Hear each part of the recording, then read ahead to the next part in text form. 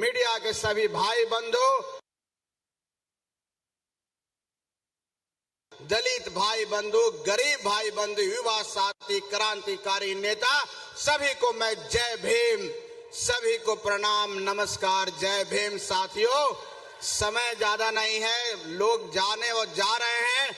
आप सब ने जितनी बड़ी संख्या में इस गांधी मैदान में उपस्थित होकर के हम सबका मान सम्मान बढ़ाया है, निश्चित तौर पर हम कभी उसको भूलेंगे नहीं और आपके हक और अधिकार के लिए हमेशा लड़ते रहेंगे। साथियों, हम पार्टी आपके लिए हमेशा लड़ता रहेगा, आपके अधिकार के लिए आपकी आवाज हम पार्टी बनेगा। साथियों, आज ये पटना के गांधी मैदान एक तवारीख लिखेगा, एक इतिहास लिखेगा कि कोई लोग विपक्षी पार्टी बोल रहे थे कि यहाँ पर कोई 15,000 भी भीड़ नहीं आएगी और रात से ही जन सैलाब उमड़ा, लोग आ रहे हैं, लोग जा रहे हैं। ये दर्शाता है जीतन राम मांझी जी के एक आह्वान पर आज भी दलित समाज आगे बढ़ने के तैयार है, लड़ने के लिए तैयार है। साथियों, तो साथियों, मैं आज ज्यादा नहीं बोलूंगा, मैं इतना ही कहना चाहता हूं कि जो लोग इस कार्यक्रम को सफल बनाने में अपनी मेहनत किए हैं, रात दिन एक कर दिए, मैं अपने सारे कार्यकर्ताओं को, अपने सारे नेताओं को, अपने सभी विधायकों को धन्यवाद देना चाहता हूं कि आप सबकी मेहनत से, आप सबकी मेहनत रंग लाई। एक एक कार्यकर्ता हमारा हर तरह से मदद किया, चाहे अंशदान हो, श्रमदान हो, चाहे मेहनत करने की बात हो, रात में जागने की बात हो, सब ने जाग करके इस कार्यक्रम को सफल बनाया। और एक कार्यक्रम इस बात की गवाही देगा कि लोग कहते हैं कि गरीब एक नहीं है, गरीब खंडित है। एक गांधी मैदान में इतनी जो भीड़ जुटी है, इस बात का इतिहास गवाही देगा, इस बात की गवाही देता है कि दलित टूटा हुआ नहीं है, दलित बिखरा नहीं है, सब बाबा साहब भीमराव अंबेडकर जी के सब संविधान के अंदर है और सब एक होकर के एनडीए को मजबूत करेगा। और एनडीए को हम लोग मजबूत करके, क्योंकि एनडीए से ही हमारा विकास होना है। जिस तरह से बिहार में आदरणीय माननीय मुख्यमंत्री श्री नीतीश कुमार जी सुशासन का राज चला रहे हैं, केंद्र में आदरणीय प्रधानमंत्री जी ने जिस तरह से बिहार को सौगात देने का काम किया है, दलितों के प्रति उनका जो प्रेम है, इस प्रेम के लिए हम लोग ने दलित समागम बुलाया है और आज हमारे डिप्टी सीएम हम लोग के बीच में है। इस बात का सबूत है कि एक शॉर्ट नोटिस पर हमारे बीच में आए हैं, दलितों के प्रति इनका कितना प्रेम है। मैं इनको भी धन्यवाद देना चाहता हूं और एक जोरदार ताली से इनका स्वागत किया। साथियों, आदरणीय सम्राट चौधरी एक उभरते हुए नेता हैं, बिहार के भविष्य हैं और निश्चित तौर पर बिहार इनकी ओर देख रहा है। साथियों, तो मैं भी इनको शुभकामना देता हूं और मैं कहना चाहता हूं, आप एकजुट हो जाइए और अपनी ताकत को बूथों पर दिखाइए। जो चुनाव आने वाला है 25 में साथियों, वहां पर हम अपनी ताकत दिखाएंगे और पूरी मुस्तैदी के साथ खड़े रह करके 243 सीट पर हमारी सेना, जो आज सेना यहाँ पर उपस्थित है, वो सेना लड़ाई लड़ेगी ना। तो वैसे इसी के लिए दलित समागम बुलाया गया है कि सब दलित एक हो जाओ, कोई जात पात नहीं, कोई कुछ नहीं, एक दलित है, अनुसूचित जाति और जनजाति। और यहाँ पर हमारे महादलित के जो 18 जातियां हैं, उनके भी सारे प्रमुख यहाँ पर उपस्थित हैं। कोई नहीं कह सकता है कि ये किसी समाज का, एक जात का एक समागम है, एक दलित समागम है। और यहाँ से जो मैसेज निकल के जाएगा, पूरे राज्य में एक नई ऊर्जा देगा, दलितों में नई उत्साह देगा। और दलित जिस दिन एक हो जाएंगे, हमारी जनसंख्या इतनी है कि हम जो 225 का नारा जो है हमारे एनडीए सरकार का, उससे ज्यादा हम जिता करके एनडीए को और मजबूत करेंगे। हम पार्टी एक एक बूथ पर मजबूत करेगा। साथियों, मजबूत करेंगे ना। चलिए, इन बातों के साथ आप सबको बहुत बहुत धन्यवाद, क्रांति सलाम, नमस्कार, जय भीम। साथियों, बहुत बहुत धन्यवाद राष्ट्रीय अध्यक्ष जी। साथियों, अब बस 2 नेता रह गए हैं जिनका संबोधन होना है, तो हम अब बुलाना चाहेंगे बिहार के लोकप्रिय उप मुख्यमंत्री श्री सम्राट चौधरी जी की वो आए और सभा को अपना मार्गदर्शन दें। सम्राट चौधरी जिंदाबाद, सम्राट चौधरी।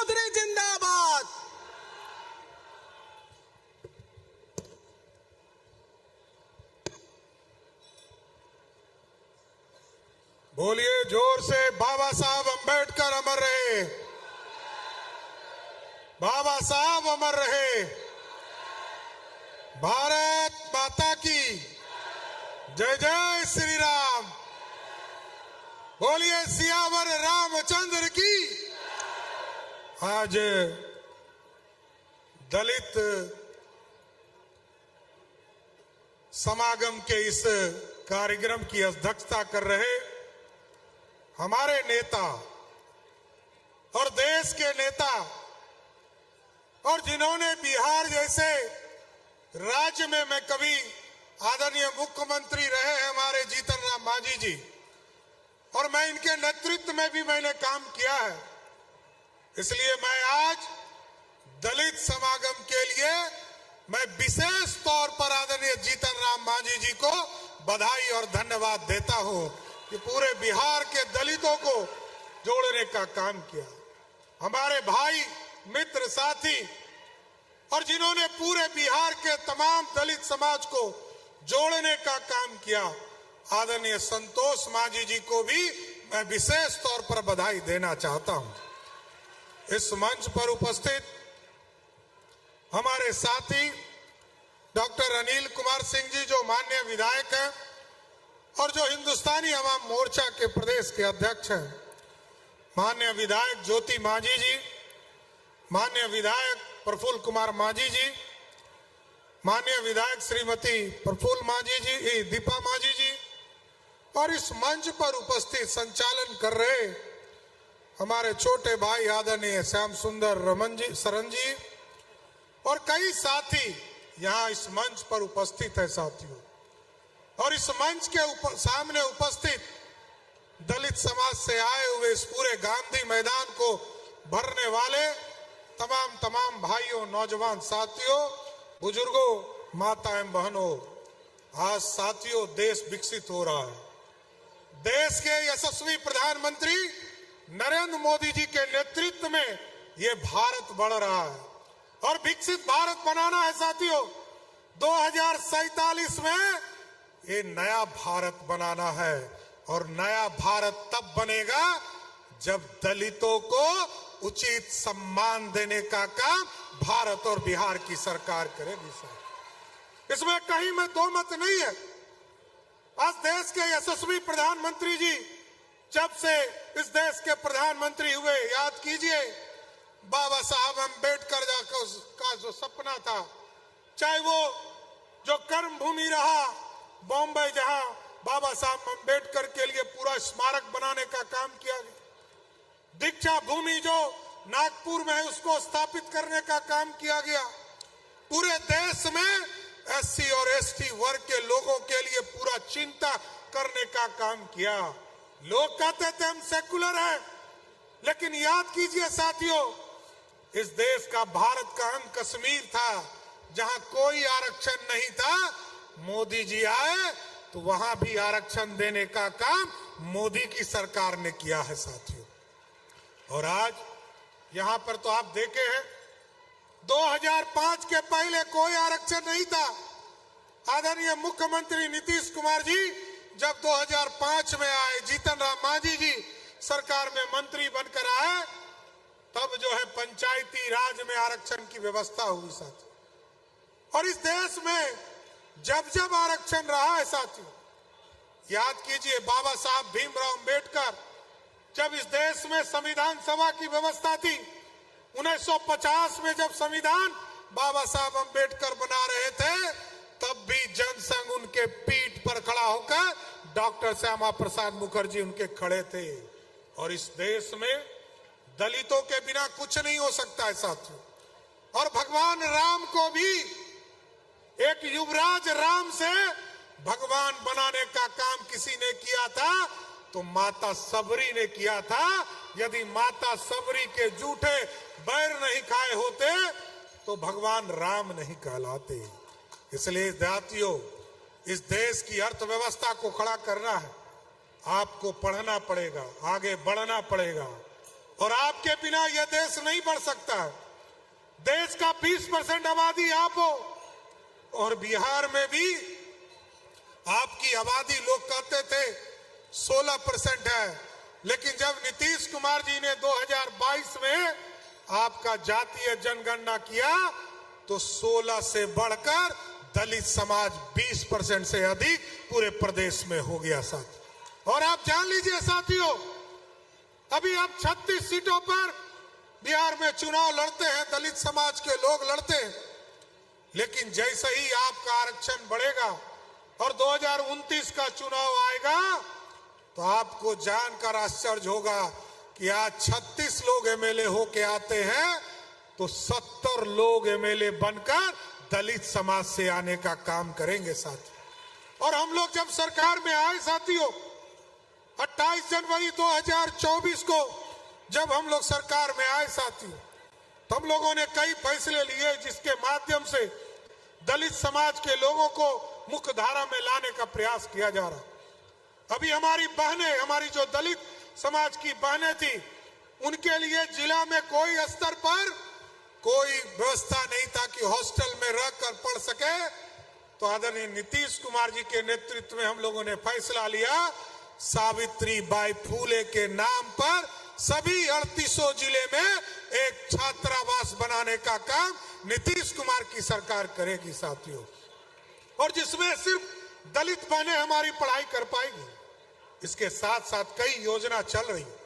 अभी आदरणीय मुख्यमंत्री जी से हम लोगों ने आग्रह किया, सोमवार को बजट आने वाला है साथियों, और हम लोगों ने आग्रह किया है कि दलित समाज के बच्चे जो पढ़ने के लिए जाते हैं उनको बहुत कम पैसा मिलता है। अभी जितना पैसा मिल रहा है इसको बजट में हम लोगों ने मुख्यमंत्री जी के आदेश के बाद इसको दुगना करने का निर्णय लिया है। आज जितना मिल रहा है उससे दुगना पैसा हमारे दलित के छात्रों को देने का काम नीतीश कुमार की सरकार करेगी साथ। इसलिए साथियों, मैं आपके नेता को धन्यवाद देना चाहता हूं, बधाई देना चाहता हूं। अभी हमारे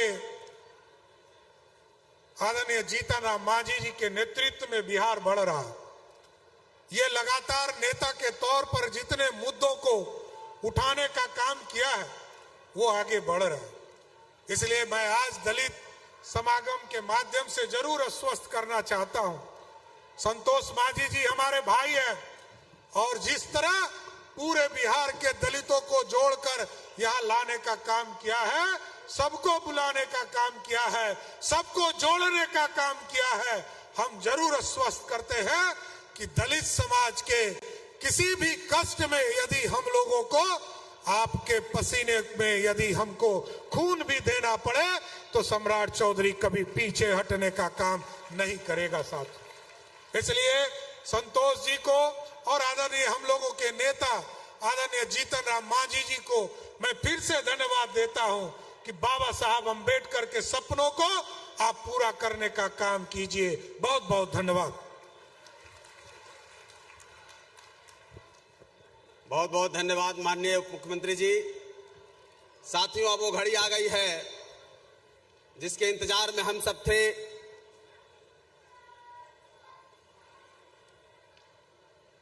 उनके पूरे राजनीतिक जीवन में जो उनका मिजाज रहा है, बस एक पंक्ति के कह करके हम उनको बुलाने का काम करेंगे कि मत पूछ क्या हाल है मेरा तेरे आगे।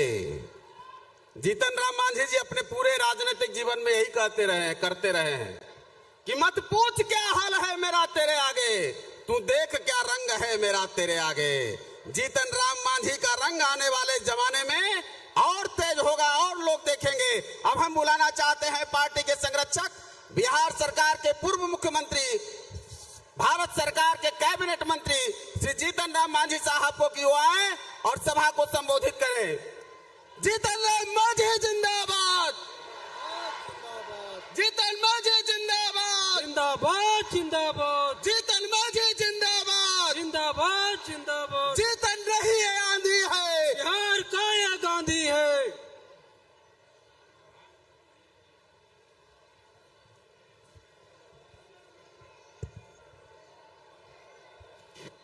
बहुत बहुत धन्यवाद आप सबों का। और आज गांधी मैदान के ऐतिहासिक धरती पर पाटलिपुत्र के जमीन पर जो हिंदुस्तानी अवाम मोर्चा सेकुलर के द्वारा दलित समागम समारोह हो रहा है, उसकी अध्यक्षता डॉक्टर संतोष कुमार सुमन जी कर रहे हैं। संचालन बहुत सलीके से, बहुत अच्छा से कर रहे हैं श्री शंकर मांझी जी, श्री श्याम सुंदर जी। उपस्थित हुए आपके सामने माननीय मुख्यमंत्री बिहार सरकार, और आप कह सकते हैं कि ये जो समागम है हिंदुस्तानी अवाम मोर्चा सेकुलर के माध्यम से है। हो सकता है इसके चलते भी, चूंकि एनडीए की ये बैठक नहीं है, वो आए आपको आशीर्वाद दे करके चले गए। अभी उपस्थित हैं डॉक्टर हमारे सम्राट चौधरी जी, माननीय उप मुख्यमंत्री बिहार, जिनके बारे में सब लोग जानते हैं, और डॉक्टर अनिल कुमार जी जो माननीय विधायक हैं, ज्योति देवी जी, प्रफुल्ल मांझी जी, दीपा कुमारी जी और लौंगी भुइयां। आप लोग जानते हैं इतिहास है बिहार का। बिहार का भुइयां समाज एक से एक करतब करके दिखला रहा है। पर्वत पुरुष दशरथ मांझी जी 22 वर्षों से अधिक समय लगाकर पर्वत का सीना को चीरा, पर्वत पुरुष का नाम आया। हालांकि कि भारत रत्न की उपाधि के लिए हम लोग मांग कर रहे हैं, अभी तक नहीं मिला, मिलना चाहिए उनको। उसी क्रम में हमारे लौंगी भुइयां जी हैं, जिनको कैनाल मैंने हम लोग कहते हैं 7-8 किलोमीटर कैनाल अपने फावड़ा से और ये से बकरी चलाने के क्रम में जाते जाते कई एक सड़कों में बना करके उन्होंने बना दिया है।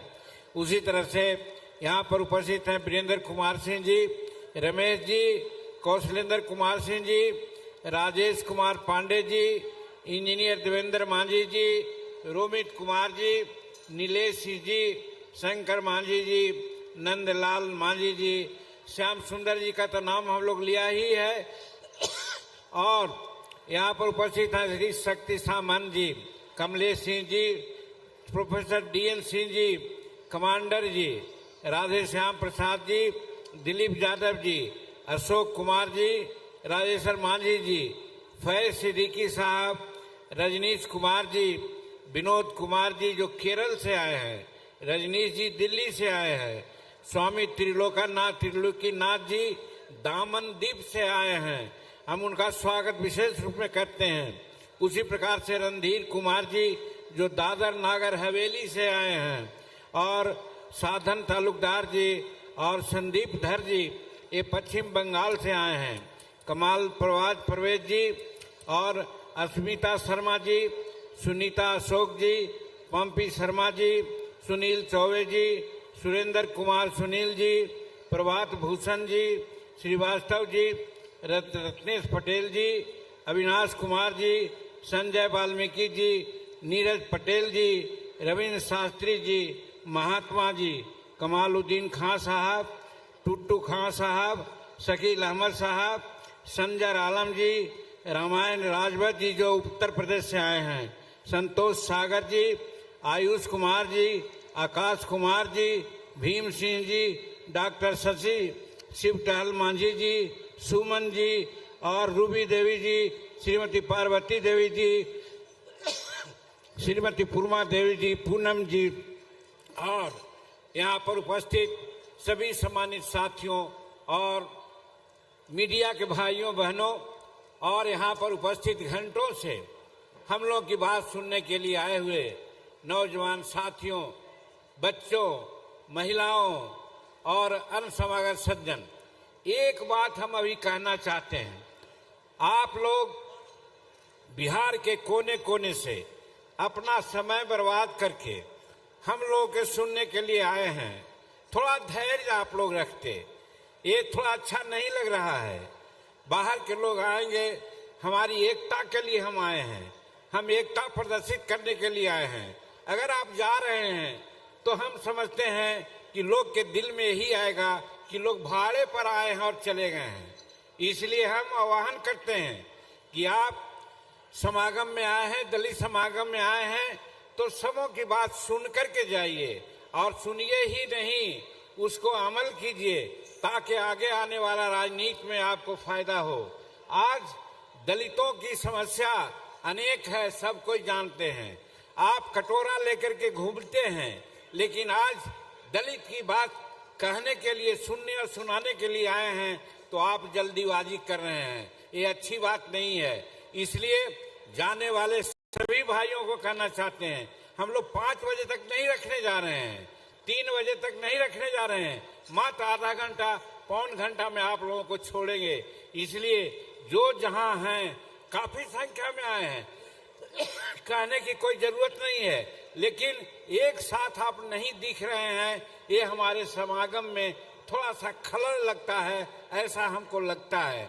इसलिए अभी भी अनुरोध है कि जो जहां हैं आप लोग आइए और हम लोगों की बात। और सबसे बड़ी बात है, अभी हम प्रस्ताव पास करने वाले हैं।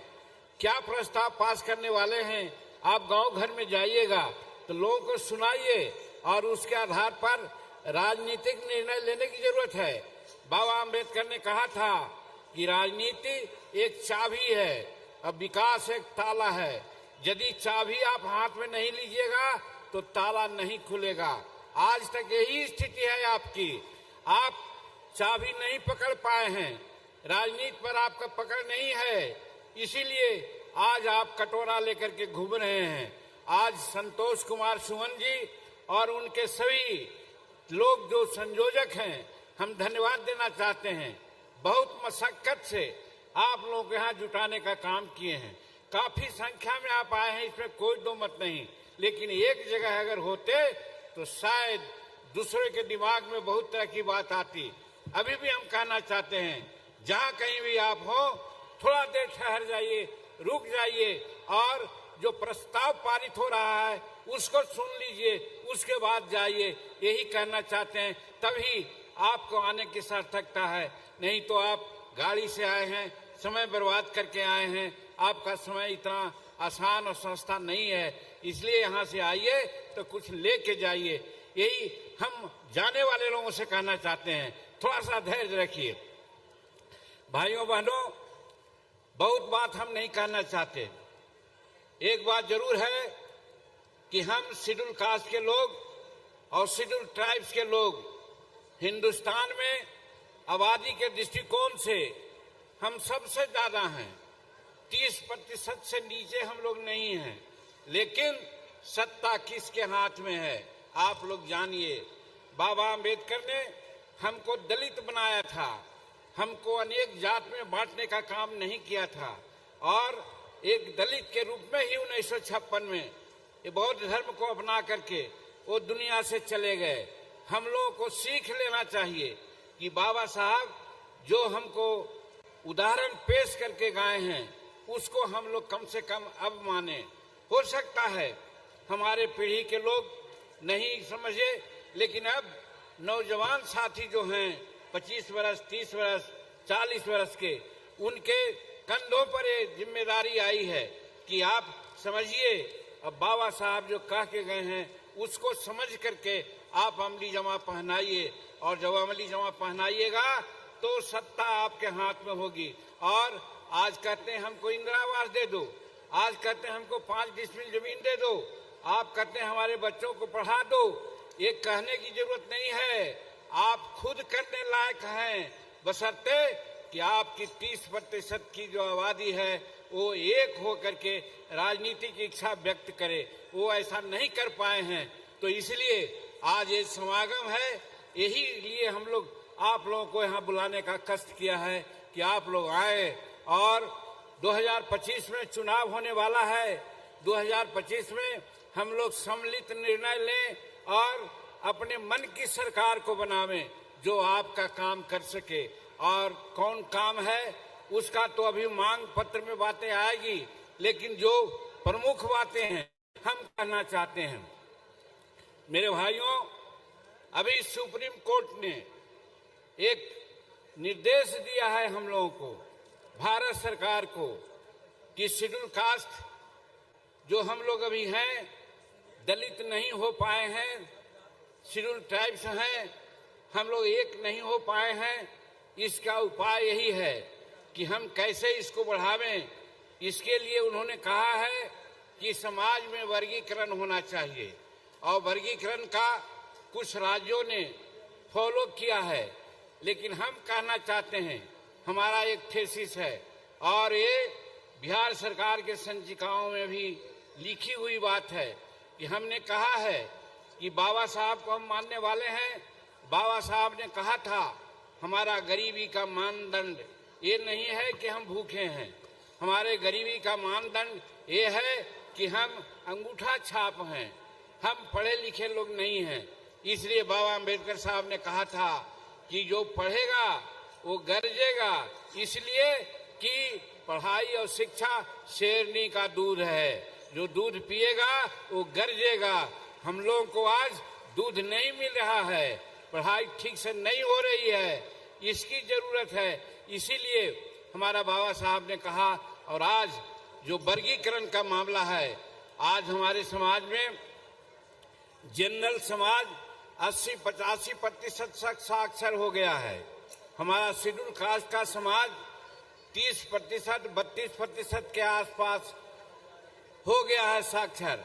लेकिन जो हमारे समाज में बहुत से उपजातियां हैं, उनकी साक्षरता दर 7%, 8%, 9%, 12%, 15% है। वो अभी उन्नति के और आधुनिक युग के दृष्टि को देखने में बहुत पीछे हैं। इसलिए हमारी मानना है, और ये हम समझते हैं सुप्रीम कोर्ट का निर्देश भी है, कि हमारे शेड्यूल कास्ट में, दलित में वर्गीकरण होना चाहिए शैक्षणिक आधार पर। हम तो कहना चाहते हैं कि जब हमारा 32% शैक्षणिक आधार है, तो 20% मान लीजिए कि जो 20% तक जो समाज साक्षर है और उससे नीचे है, उसको एक कैटेगरी में रखिए, और उसका जितना लोग है उसकी जो प्रतिशत है वो प्रतिशत को जोड़ करके आप अलग करके उसको आरक्षण दीजिए, तो हमारा विकास हो सकता है। ये सुप्रीम कोर्ट का निर्देश है, और इसीलिए हम कहना चाहते हैं कि हमारा वर्गीकरण होना चाहिए। आप जानते हैं हम सेंट्रल मिनिस्टर हैं, सेंट्रल कैबिनेट में ये बात आई थी। हमने प्रधानमंत्री के सामने भी ये बात की चर्चा की थी कि हमारे बहुत लोग ऐसे हैं जो कम हैं, बहुत लोग ऐसे हैं जो पढ़े लिखे नहीं हैं। आखिर 78 साल आजादी के हो गए तो कब ये आगे बढ़ेंगे। इसलिए महोदय वर्गीकरण तो कीजिए ही, और वर्गीकरण का आधार आप शैक्षणिक आधार बनाइए। जो 20% या उससे नीचे जिसकी साक्षरता दर है, जिस समाज का है, सबको एक कैटेगरी में रख करके उसकी जनसंख्या के आलोक में आप आरक्षण दीजिए, हम आगे बढ़ जाएंगे। और 20% से ऊपर जिनकी साक्षरता दर है, उनकी जनसंख्या के आलोक में उनको आप आरक्षण दे दीजिए, वो भी आगे बढ़ेंगे। हम दोनों के हिमायती हैं। तो आज हम लोग यही संकल्प लेने के लिए आए हैं कि समाज में, हमारे शेड्यूल कास्ट में वर्गीकरण होना चाहिए। आज के मीटिंग और समागम का यही उद्देश्य है। दूसरी बात हम कहना चाहते हैं मेरे भाइयों, कि हम मुख्यमंत्री के काल में बहुत से ऐसा निर्णय लिए थे जिसको पूरा किया जाना है। सम्राट चौधरी जी हमारे उदितमान उप मुख्यमंत्री यहाँ पर हैं, हम सुनते हैं। इनका एक काम था, हमारे मंत्रिमंडल में थे। आज भले लोग ढोल पीट गए, लेकिन आज बिहार में मेट्रो का कंसेप्ट सम्राट चौधरी का था। इन्हीं को आदेश हमने दिया था, दिल्ली जाकर के इन्होंने ही कंसेप्ट बनाया था, और आज बिहार में मेट्रो बन रहा है। तो ऐसे प्रगतिशील आदमी हैं। हम कहना चाहते हैं कि आज सरकार जो काम हम लोगों के लिए कर रही है, उसमें तब्दीली देने की जरूरत है। आज हमारी बच्चियां हैं, नारी को कहा जाता है कि वो सबसे पिछड़ा है। हम कहना चाहते हैं, हम अपने समय काल में नारियों को, बच्चियों को, चाहे जिस समाज का रहे, बच्चा क्लास से पोस्ट ग्रेजुएट तक के पढ़ाई हमने फ्री कर दिया था। लेकिन आज जो डेफिसिट ग्रांट होता है, वो डेफिसिट ग्रांट नहीं मिलता है। सम्राट चौधरी जी और संतोष कुमार जी, आप लोग मंत्रिमंडल में हैं। अब माननीय मुख्यमंत्री जी सही दिल के आदमी हैं, उनको अगर ठीक से आप समझा दीजिएगा तो जितनी बच्चियां आज रोती हैं गरीब की, 4 साल पढ़ाई होती है, परीक्षा के समय में वो पैसा नहीं दे पाती, उनका सर्टिफिकेट जमा होता है और वो घर पर जाके बैठ जाती हैं। वैसे बच्चियों के लिए आप डेफिसिट ग्रांट दिलवाइए। और हम तो यहाँ करना चाहते हैं, साधारण शिक्षा अलग है, प्रोफेशनल शिक्षा में भी बच्चियों को आप फ्री पढ़ाई करवाने का निर्णय दिलवाइए। हम समझते हैं ये बच्चियों के लिए बड़ी बात हो जाएगी। हम कहना चाहते हैं ये बात आज के इस ये में आना चाहिए। दूसरी बात मेरे भाइयों, बड़ी चर्चा है, सब लोग कहता है शेड्यूल कास्ट के लोग बड़ी आगे बढ़ गया है। हम कहना चाहते हैं क्लास 4 की बात छोड़ दीजिए, क्लास 3 की भी बात छोड़ दीजिए, क्लास 2 और क्लास 1 का बिहार सरकार सेंसस करा ले। सम्राट जी कहे कि क्लास 1 और क्लास 2 में शेड्यूल कास्ट के जो उपजातियां हैं उनका कितना प्रतिशत है, और अगर प्रतिशत है और नहीं है जिसका, उसको उसी तरह से रिजर्वेशन दे करके उसको भी आगे बढ़ाने का काम करे। तब हम समझते हैं हमारे नीचे वाले लोगों को भी आगे बढ़ने की बात होगी। तो इसलिए इस पर भी ध्यान दिया जाना चाहिए।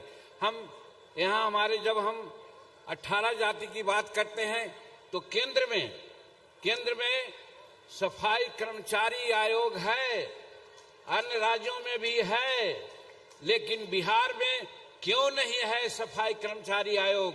हम मुख्यमंत्री थे, मसौदा हम लाने का काम किया था, वो मसौदा कहाँ रखा गया? हम कहना चाहते हैं, माननीय मुख्यमंत्री जी सुन रहे होंगे, नहीं तो उनको सुनाएगा लोग, कि राज्य में अन्य राज्यों की भांति, केंद्र सरकार के भांति सफाई कर्मचारी आयोग का गठन किया जाए। ये आज ही समागम की मांग है, ये हम कहना चाहते हैं। ये सब अभी प्रस्ताव में आएगा। तो इसी तरह से हम इस समागम के माध्यम से कहना चाहते हैं मेरे भाइयों कि आज राजनीति में एक होने की जरूरत है।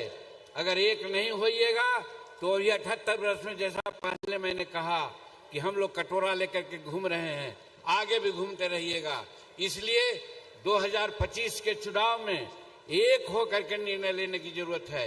एक कौन पार्टी ज्यादा नेतृत्व दे सकता है, कौन लोग आगे बढ़ा हुआ है, जिसको सहयोग देने से दूसरे लोगों को हम समानांतर जा सकते हैं, अपना हक ले सकते हैं, वैसे लोगों के पक्ष में एक होकर के हमारा दलित समाज और शेड्यूल ट्राइब समाज एक होकर के मतदान करेगा तो आगे आने वाले दिन में कोई भी प्रस्ताव हम बिहार सरकार से पास करा लेंगे।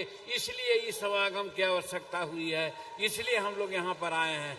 इसलिए यहाँ से आप जाइए तो उद्देश्य लेकर के जाइए कि हम कैसे एक होकर के अपना काम करें। ये सारी बात है। इसके अलावे बहुत सारी बातें हैं मेरे भाइयों।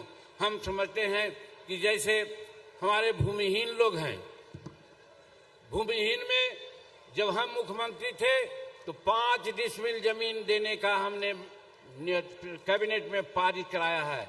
आज भी वो है।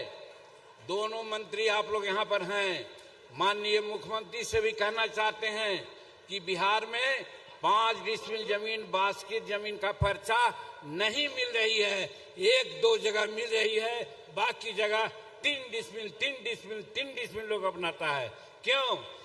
हम आज मांग करना चाहते हैं इस समागम के माध्यम से कि आप 5 डिसमिल जमीन हमारे शेड्यूल कास्ट के लोगों को आप दीजिए, बाकी जमीन का पर्चा दीजिए।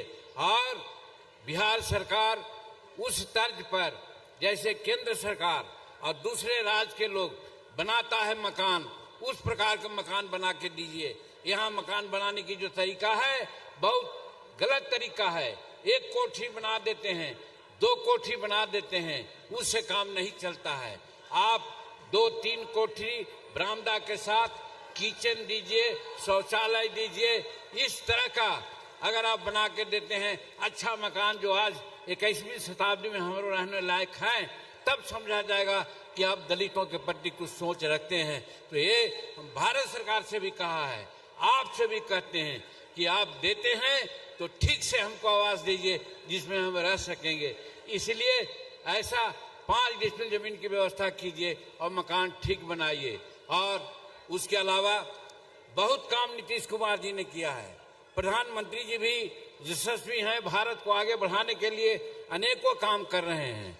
आज हम तीसरी अर्थव्यवस्था होने की स्थिति में आए हैं। आज 2047 में विकसित भारत की कल्पना प्रधानमंत्री जी ने किया है और जरूर होगा। लेकिन हम बिहार में कहना चाहते हैं कि आज बिहार में जमीन में भूमि सुधार में काम नहीं हो रहा है। और वो इसका है कि आज यहाँ 17 लाख एकड़ जमीन है और जमीन संपुष्टि का मामला आया है तो 5 या 6 लाख एकड़ ही हुआ है।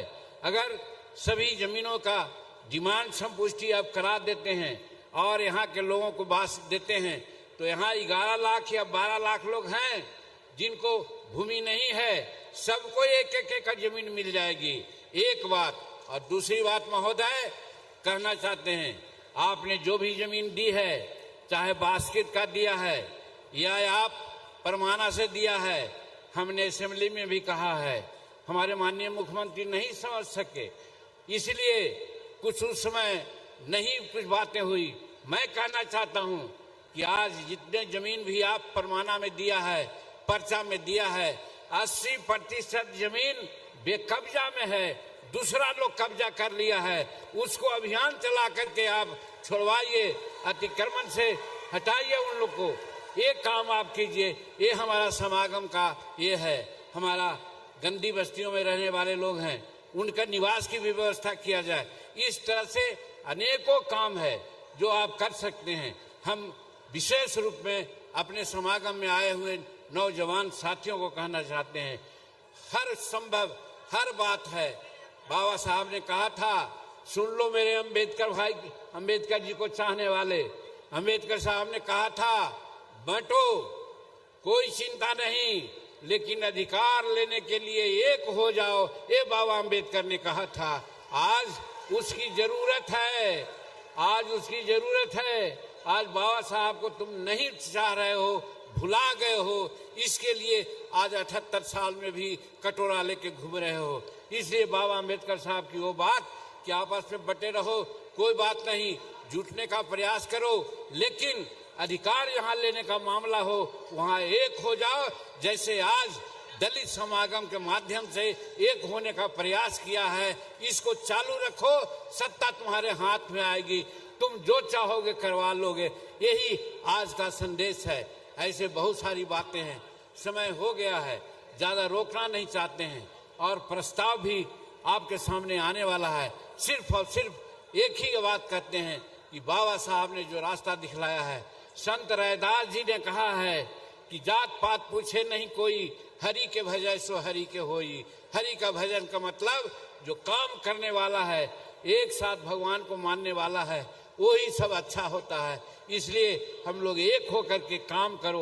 वर्क ही पूजा है, वर्क इज वर्शिप, सबने कहा है, और काम ही पूजा है। उसको निश्चिंतता से काम करके आगे बढ़ोगे तो हम समझते हैं हमारा तुम्हारा विकास संभव है।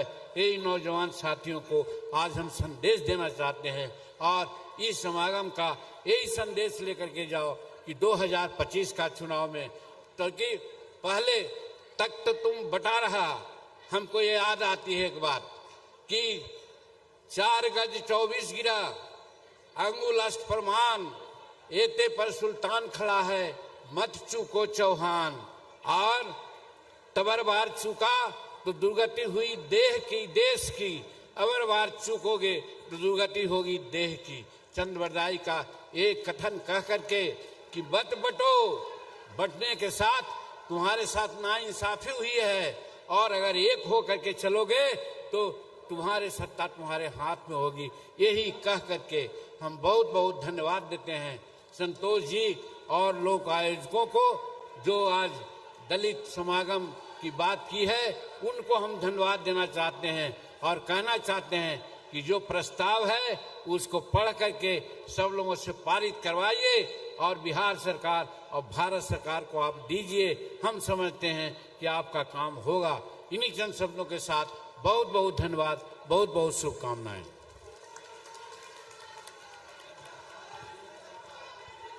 बहुत बहुत धन्यवाद माननीय संरक्षक महोदय।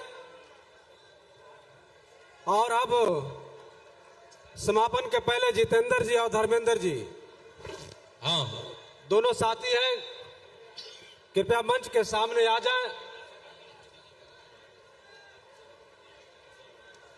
और अपनी गायन प्रस्तुति का आइए दीजिए, चलिए।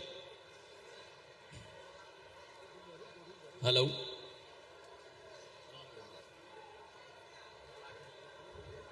और इसके बाद कि आबा सब बनहबा भैया, अरे एक संगठनवा से मना मनना। मित्रों, धर्मेंद्र जितेंद्र जी की प्रस्तुति होगी, लेकिन उसके पहले इस सभा में जो हम लोगों ने राजनीतिक प्रस्ताव लिया है उसको आकर के पार्टी के प्रधान महासचिव श्री राजेश पांडे जी आप लोगों के बीच में रखेंगे। श्री राजेश पांडे जी से आग्रह होगा कि वो आकर के राजनीतिक प्रस्ताव को यहाँ पर लोगों के सामने रखने का काम करेंगे। श्री राजेश पांडे जी।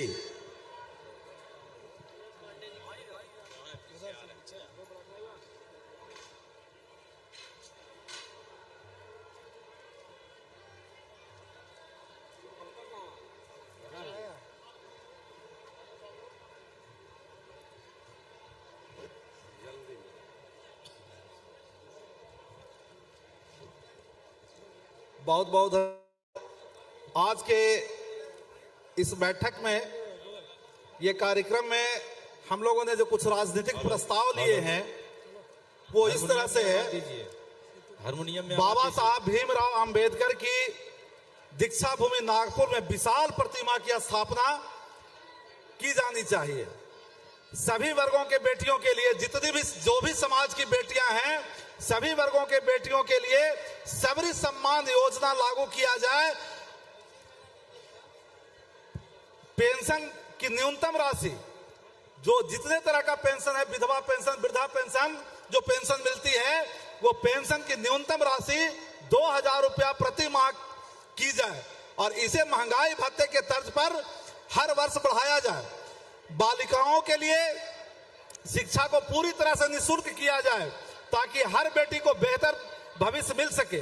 जीविका दीदी, रसोईया, आशा दीदी, ममता दीदी, टोला सेवक, विकास मित्र, होमगार्ड सहित ऐसे सेवाओं को पूरी तरह से सरकारी किया जाए ताकि वे सम्मानजनक वेतन और सुरक्षा प्राप्त कर सके। आम जनता के लिए 200 यूनिट बिजली और 5 एकड़ तक खेती करने वाले किसानों को पूरी तरह से बिजली मुफ्त दी जाए। 21 से 35 साल तक के हर बेरोजगार युवा को 5000 रुपया बेरोजगारी भत्ता दिया जाए ताकि उन्हें आर्थिक सहायता मिल सके। मध्य वर्ग के लिए किफायती स्वास्थ्य बीमा योजना लागू की जाए जिसमें 10 से 15 लाख तक के इलाज की सुविधा मुफ्त हो। देश की राजधानी नई दिल्ली की प्रमुख सड़कों का नाम उन महान व्यक्तियों के नाम पर हो जिन्होंने राष्ट्र के लिए अमूल्य योगदान दिया है, जैसे बाबा साहब भीमराव अंबेडकर, नेताजी सुभाष चंद्र बोस, भगत सिंह, चंद्रशेखर आजाद, लक्ष्मीबाई, बिरसा मुंडा, सावित्रीबाई फुले आदि। समान शिक्षा नीति को लागू किया जाए। बिहार के प्रथम मुख्यमंत्री डॉक्टर कृष्ण सिंह एवं पर्वत पुरुष बाबा दशरथ मांझी जी को भारत रत्न से सम्मानित किया जाना चाहिए। इसके अलावा यदि कोई भूमिहीन, अनुसूचित जाति, अनुसूचित जनजाति के व्यक्ति को विस्थापित किया जाता है, अगर उनको पुनर्वास किया जाता है किसी कारण से, तो सरकार को पहले उसके लिए एक वैकल्पिक पुनर्वास प्रणाली सुनिश्चित करनी चाहिए। इसके बिना विस्थापित नहीं किया जाए। कहने का मतलब है कि उनको वहां से हटाने से पहले उनके घर की व्यवस्था कर दी जाए, तब उनको वहां से हटाया जाए। राज्य में सफाई कर्मी आयोग की स्थापना किया जाना चाहिए। राज्य सफाई कर्मी आयोग की स्थापना के लिए एक प्रस्ताव पर विचार किया जाना चाहिए जो सफाई कर्मियों की समस्या, अधिकारों और कल्याण से संबंधित मुद्दों को हल करने का कार्य करेगा। यह आयोग उनके कार्यशील परिस्थितियों को सुधारने, नौकरी की सुरक्षा सुनिश्चित करने और सामाजिक तथा आर्थिक उन्नति को बढ़ावा देने पर ध्यान केंद्रित करेगा। अनुसूचित जाति और अनुसूचित जनजाति के व्यक्तियों का शैक्षणिक स्थिति के आधार पर वर्गीकरण किया जाना चाहिए, जिसमें 20% साक्षरता दर के एक मानक सीमा के रूप में लागू किया जाए। इस वर्गीकरण से सबसे ज्यादा शैक्षणिक रूप से पिछड़ी जातियों को पहचान कर उसके लिए विशेष योजना बनाई जाएगी। सरकार को यह पता लगाने के लिए एक जांच करनी चाहिए कि वर्ग 1 और वर्ग 2 सरकारी नौकरियों में कितने अनुसूचित जाति, अनुसूचित जनजाति के कर्मचारी कार्यरत हैं। यह डेटा सार्वजनिक रूप से उपलब्ध कराया जाना चाहिए और यह आकलन करने के लिए उपयोग किया जाना चाहिए कि आरक्षण नीतियों का प्रभावी क्रियान्वयन हो रहा है या नहीं। अनुसूचित जाति, अनुसूचित जनजाति के उम्मीदवारों के लिए निजी क्षेत्र की नौकरियों में तथा सरकारी विभागों के आउटसोर्सिंग स्टाफ, आउटसोर्सिंग का मतलब यह होता है कि जो ठेके पर स्टाफ रखे जाते हैं के रूप में आरक्षण नीति लागू की जानी चाहिए। इससे समान अवसर मिलेंगे और सरकारी नौकरियों से आगे बढ़कर व्यापार, रोजगार, बाजार में भी सामाजिक न्याय सुनिश्चित किया जा सकेगा। वर्ग 3 और 4 में सरकारी नौकरियों के साथ साथ आउटसोर्सिंग पदों के लिए निवास आधारित भर्ती नीति लागू की जानी चाहिए। इससे स्थानीय निवासियों को रोजगार के अवसर मिलेंगे, जिससे क्षेत्रीय आर्थिक विकास को बढ़ावा मिलेगा और हाशिए पर मौजूद समुदायों में बेरोजगारी कम होगी। ये हमारी आज के रैली में प्रस्ताव लिया जाता है। हम सरकार से इन बिंदुओं पर मांग करते हैं और आशा करते हैं कि इस पर निश्चित तौर पर सरकार विचार करेगी। धन्यवाद। चलिए रेडी। बहुत बहुत धन्यवाद। अब धन्यवाद ज्ञापन के लिए राजेश्वर मांझी जी जहां कहीं हैं कृपया मंच पर आकर के धन्यवाद ज्ञापन करें। राजेश्वर मांझी जी, राजेश्वर मांझी जी कृपया आकर आज के इस कार्यक्रम का धन्यवाद ज्ञापित करें। आने दीजिए उनको, आने दीजिए जल्दी भैया।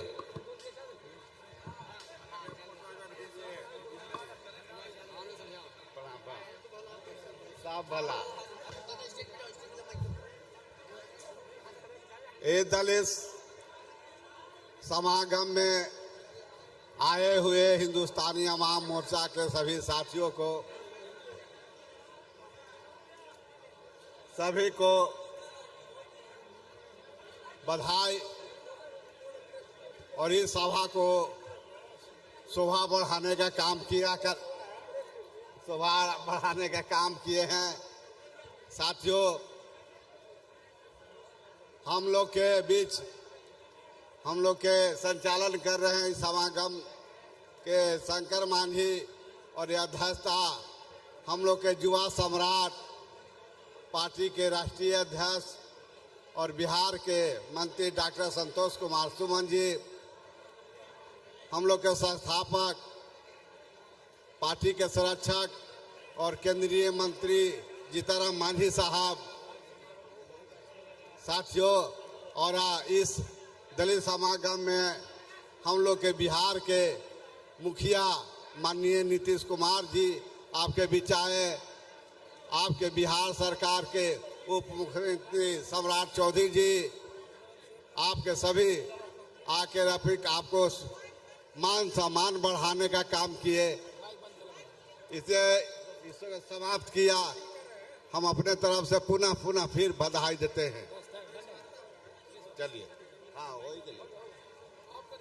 हो गए बोला हो खिंचले हो खिंचले ना।